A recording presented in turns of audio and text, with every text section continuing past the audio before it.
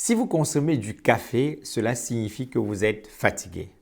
Ne vous trompez plus, apprenez à vous reposer, à prendre un peu de temps pour vous, à faire une pause dans vos activités intellectuelles et physiques. Dans cette vidéo, je vais vous expliquer quelque chose d'important, quelque chose qui devrait être évident pour tous, quelque chose qui va vous amener à réfléchir sur vous-même et peut-être à changer votre perception. Bonjour, je suis Hervé Ndioya, naturopathe. Grâce aux solutions naturelles, j'ai pu surmonter de nombreuses maladies alors que la médecine m'avait condamné à prendre des médicaments à vie. Sur la chaîne Le Vitalisme, je partage mes connaissances sur mon expérience personnelle et sur la santé naturelle en général, notamment les solutions de détoxification, d'alimentation optimale, de renforcement du système immunitaire et divers aspects de l'hygiène de vie pour vous aider à maintenir une bonne santé. Aujourd'hui, nous allons parler du repos, qui est de plus en plus mal perçu dans notre société. Dans les entreprises, dans les milieux sportifs, nous sommes constamment engagés dans une course à la surproduction, entraînant par conséquent une sursollicitation constante de nos organismes. On doit travailler toujours plus longtemps, demander toujours plus d'efforts à son corps, que ce soit pour gagner plus d'argent, obtenir un poste de responsabilité ou améliorer ses performances sportives, comme c'est le cas des sportifs professionnels. Évidemment, chercher à améliorer sa condition physique ou ses performances est une bonne chose et est nécessaire. Cependant, si l'on sollicite son corps de manière permanente sans lui accorder suffisamment de temps de repos, il y a forcément des conséquences et nous allons examiner ces conséquences dans deux cas de figure. Prenons le premier cas de figure d'une personne que nous appellerons Jean. Jean est un entrepreneur passionné par son travail. Il travaille parfois 16 heures par jour et dort à peine 4 heures. Il est très satisfait par la progression de son entreprise, mais il ressent depuis un certain temps des douleurs articulaires au genou, il a de l'hypertension et un taux de cholestérol élevé. Le coca et le café sont ses boissons favorites et il constate une augmentation de sa ceinture abdominale. On retrouve chez Jean, comme chez la plupart des personnes qui lui ressemblent, plusieurs signaux qui peuvent être en rapport avec la fatigue, dont un manque de repos. Le premier signal ici, le café et le coca. Si vous vous levez le matin et que vous ne pouvez pas vous passer de votre café ou d'un coca, même si vous ne l'admettez pas, cela suppose logiquement que vous êtes fatigué. Vous n'avez pas suffisamment d'énergie pour commencer votre journée. Pourtant, vous venez juste de vous réveiller. Lorsque vous prenez votre café, vous ressentez une stimulation comme si votre corps venait de recevoir un coup de boost. Cela témoigne d'un manque d'énergie, une insuffisance de vitalité. Vous avez accumulé tellement de la fatigue en sollicitant excessivement votre corps pendant une période prolongée. Et maintenant, le corps n'en peut plus tout seul. Il a besoin d'être stimulé artificiellement. Mais en réalité, il vous transmet un message. Il vous dit qu'il a tout simplement besoin de repos. Nombreux d'entre vous avaient certainement déjà expérimenté la puissance d'une sieste. Pendant ma période en tant que salarié dans l'une de mes anciennes entreprises où j'avais 1 heure pour déjeuner, il m'arrivait de prendre 30 à 40 minutes pour manger et de consacrer 15 à 20 minutes pour faire une sieste dans ma voiture. Lorsque je reprenais le travail pour l'après-midi, alors que tout le monde passait par la machine à café, avec seulement 15 à 20 minutes de sieste, j'avais plus de vitalité, j'étais plus concentré et par conséquent plus productif. Je sais déjà qu'il y en a qui diront « Oui, on a dit que le café était bon pour la santé ».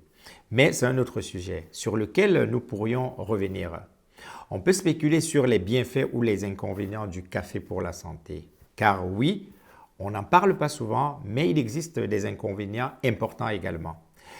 Il est simplement question ici de montrer que si l'on est dépendant du café, alors on a une fatigue profonde qui est camouflée par la consommation du café. Si vous souhaitez que je fasse une vidéo sur le café afin de déterminer son vrai impact sur la santé, dites-le moi en commentaire. On ne devrait pas avoir honte de se reposer. Au contraire, savoir s'accorder du temps de repos nous rend plus productifs. Un autre indicateur de la fatigue est l'appétit pour les aliments ultra transformés. Remarquez que les personnes qui ne se reposent pas beaucoup auront plus tendance à vouloir consommer du chocolat, des chips, de la crème glacée, des boissons énergisantes, bref, du sucre en général, parce que le sucre a cet effet stimulant qu'elles ont besoin. On peut citer également le stress comme troisième indicateur. Lorsque vous êtes suffisamment reposé, vous ne vivez pas le stress négativement comme une personne fatiguée. L'accumulation de la fatigue sur du long terme amplifie le stress et par conséquent nous expose à toutes les maladies en relation avec le stress, comme la prise de poids, l'hypertension, les maladies cardiaques et les douleurs. Les troubles du sommeil. C'est aussi un autre indicateur. Son lien avec la fatigue profonde peut paraître curieux. Mais en effet, lorsque le corps est très sollicité et que l'on se repose très peu, le niveau de stress augmente, ce qui peut déboucher sur des troubles du sommeil. Après le profil de Jean, j'aimerais également parler des sportifs.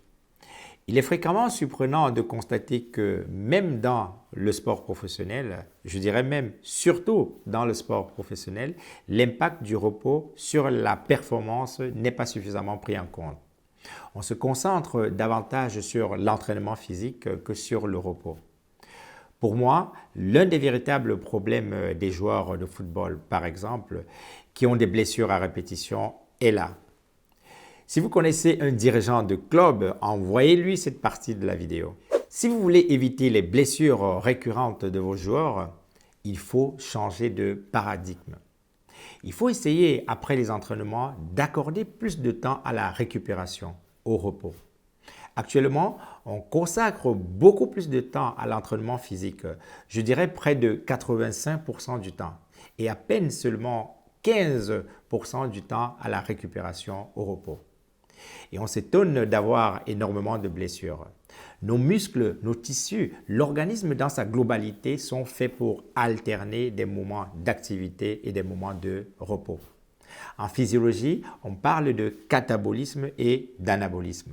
Pour faire simple, le corps fonctionne sur deux modes, le mode action et le mode repos. Pour un sportif, le mode action est l'entraînement physique ou la compétition. Le mode repos est la récupération. Le mode repos compense le mode action. C'est-à-dire, après un entraînement physique, il faut savoir bien se reposer pour récupérer. C'est cet aspect qui n'est pas souvent bien géré. Pour avoir les meilleures performances pendant l'action, il faut investir un peu plus de temps dans le mode repos, dans la récupération. C'est comme un compte bancaire. Il y a deux types de mouvements, la dépense et le dépôt. Lorsque l'on dépense, on retire de l'argent. La dépense correspond pour le sportif au mode action, car on dépense notre énergie pour s'entraîner ou faire de la compétition. Le dépôt, lui, ajoute de l'argent dans le compte, ce qui correspond alors au mode repos, celui qui recharge l'énergie et apporte de nouvelles ressources. Si dans la gestion de votre compte bancaire, vous êtes la plupart du temps dans la dépense, sans compenser de temps en temps par les dépôts, évidemment, la faillite est assurée. C'est pareil pour les sportifs professionnels. S'entraîner intensément 1, 2, voire 3 fois par jour sur de longues périodes, surtout sans avoir suffisamment de moments de récupération pour que les micro-fissures musculaires puissent bien se réparer. Il est difficile de passer une saison sans se blesser 1 ou 2 fois. Pour améliorer les performances physiques des sportifs et leur éviter des blessures récurrentes, il faut miser sur une stratégie qui augmente le temps de repos pour une meilleure récupération. Finalement, le repos est une clé essentielle pour une meilleure santé. Tous les aspects de notre corps s'améliorent lorsque l'on sait se reposer après un effort physique, mental, intellectuel et même digestif. Oui, le repos digestif aussi. Il correspond par exemple aux jeûnes dont tout le monde connaît toutes les vertus pour la santé. Tous les aspects de notre corps s'améliorent avec une bonne stratégie de repos après l'effort. Vous avez bien compris, après l'effort, ce mot est très important car il ne faut pas comprendre que j'invite à se reposer en permanence. Non, j'invite à apprendre à se reposer après un effort de quelque nature que ce soit pour justement continuer à améliorer vos performances. Et là encore, il ne s'agit pas seulement de repos physique, de sommeil. Ça peut être des moments de détente, de déconnexion, de méditation, de massage, tout ce qui participe à apaiser le corps. Si vous êtes entrepreneur ou sportif et que vous présentez des signaux évoqués dans cette vidéo, tels que la dépendance au café ou aux boissons énergisantes, le stress permanent, les troubles du sommeil, la difficulté à perdre du poids et surtout, si vous recherchez une approche 100% naturelle pour faire face à la fatigue, vous pouvez contacter le Vitalisme pour un audit gratuit. Toutes les informations se trouvent dans la barre de description de la vidéo. Merci d'avoir suivi cette vidéo. Abonnez-vous à la chaîne si ce n'est pas encore le cas et partagez ces informations qui pourront certainement aider bien d'autres personnes. N'oubliez pas, la santé naturelle, ça s'apprend.